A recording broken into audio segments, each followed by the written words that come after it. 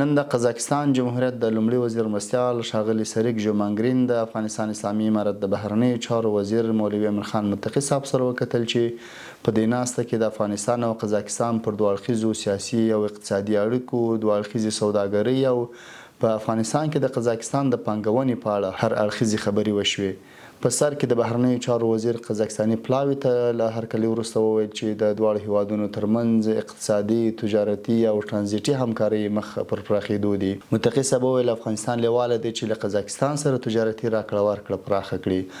همداراز د بهرنیو چارو وزیر په افغانستان کې د قزاقستان له سوداګریز رول څخه خوښي څرګنده کړه او هیله یې وکړه چې افغانستان کې د کانونو، ریل پټلۍ او برېښنایي حکومتولۍ په برخو کې پانګونه وکړي. متقي صاحب همداراز یادونه وکړه چې قزاقستان کې د افغانستان د ډیپلوماتیک ماموریت کچه لوړه شي.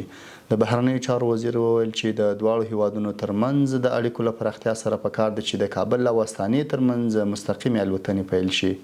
د قزاقستان د لومړي وزیر مرستیال په خپل وار افغانستان سره د خپل هیواد اړیکې مخ پر پراخېدو وګڼلې او زیاته یې کړه چې د افغانستان صادرات قزاقستان ته نږدې 3 برابره زیات شوي دي. ښاغلي سریک ژومانګرین وویل چې په دې سفر کې تخنیکي پلاوی ملتیا کوي او په افغانستان کې به د ریل پټلۍ، کانونو او مشترکو کمپنیو په برخه کې د پانګونې په اړه مفصلې تخنیکي خبرې وکړي. همداراز ښاغلي ژومانګرین هیله څرګنده کړه چې دواړه لوري وتوانیږي د کابل استانې ترمنځ مستقیمې الوتنې پیل کړي.